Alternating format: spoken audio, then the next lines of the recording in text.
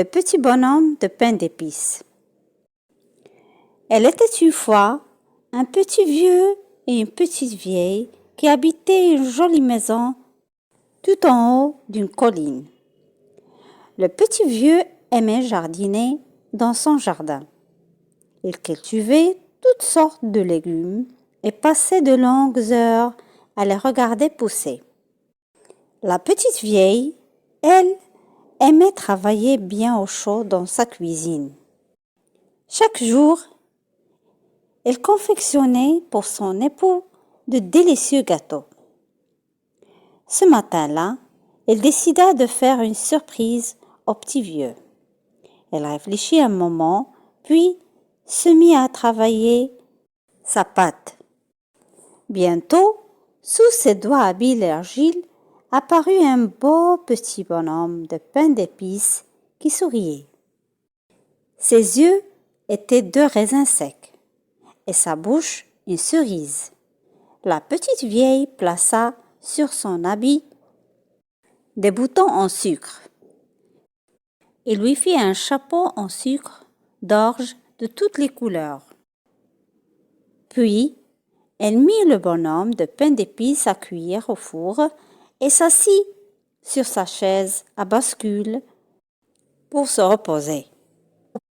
La petite vieille somnolait quand elle entendit tambouriner à la porte au four. Elle se leva et ouvrit le four pour voir si le petit bonhomme de pain d'épices était cuit.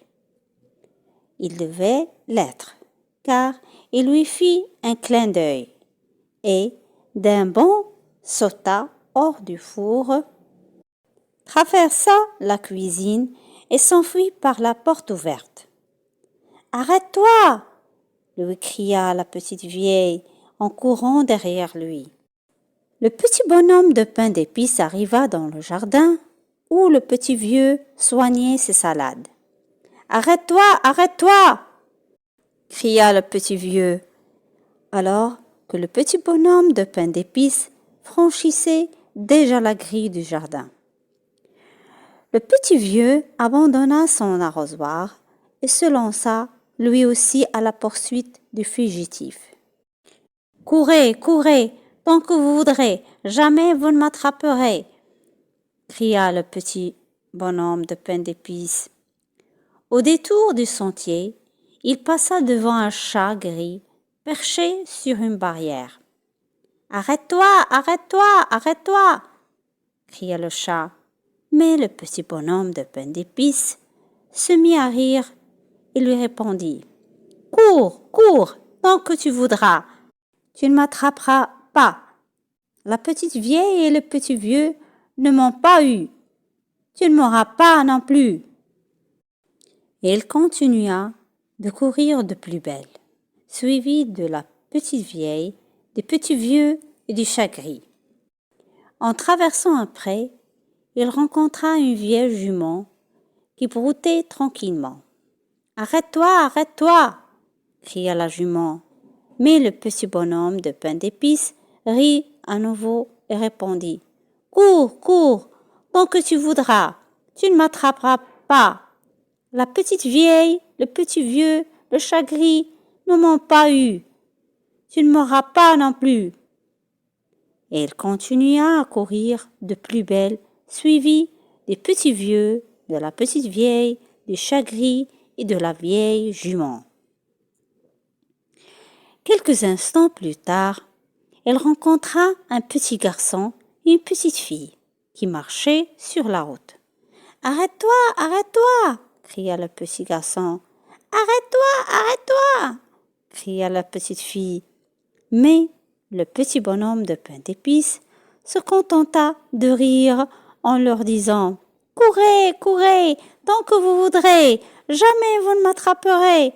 La petite vieille, le petit vieux, le chaton gris et la vieille jument ne m'ont pas eu. Vous ne m'aurez pas non plus. » Il continua de courir de plus belle, suivi des petits vieux et de la petite vieille, du chat gris, de la vieille jument, des petits garçons et de la petite fille. Un peu plus loin, dans une prairie, le petit bonhomme de pain d'épices aperçut une vache noire et blanche qui ruminait au soleil. « Arrête-toi, arrête-toi !» lui cria-t-elle. Mais le petit bonhomme de pain d'épices se mit à rire et lui répondit. « Cours, cours, tant que tu voudras, tu ne m'attraperas pas. La petite vieille, le petit vieux, le chat gris, la vieille jument, le petit garçon et la petite fille ne m'ont pas eu. Tu ne m'auras pas non plus. » Et elle continuait de courir de plus belle, suivie de la petite vieille et du petit vieux, du chat gris, de la vieille jument, du petit garçon, de la petite fille et de la vache noire et blanche. Mais tous étaient épuisés, à bout de souffle. Soudain, le petit bonhomme de pain d'épices se trouva devant une rivière large et profonde. Comment allait-il faire pour la traverser? Il ne voyait ni pont ni passerelle. Un renard roux surgit de derrière un buisson. « Grimpe sur ma queue, dit-il au petit bonhomme de pain d'épices, et je te ferai passer la rivière bien au sec. »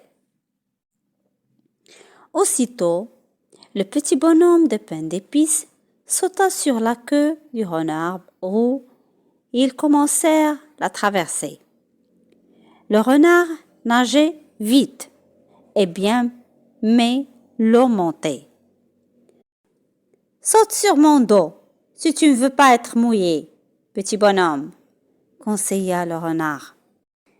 Et le petit bonhomme de pain d'épices sauta sur le dos du renard. Ils continuèrent la traversée. Mais l'eau montait encore. « Saute sur ma tête, petit bonhomme, » dit le malin renard. Et le petit bonhomme de pain d'épices sauta sur la tête du renard. Mais l'eau montait toujours. « Saute vite sur mon nez !» cria alors le renard. Et le petit bonhomme de pain d'épices sauta. Mais jamais il ne retomba sur le nez du renard. Le renard l'avait avalé.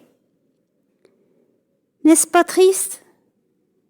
Mais après tout, le pain d'épices n'est-il pas fait pour être mangé?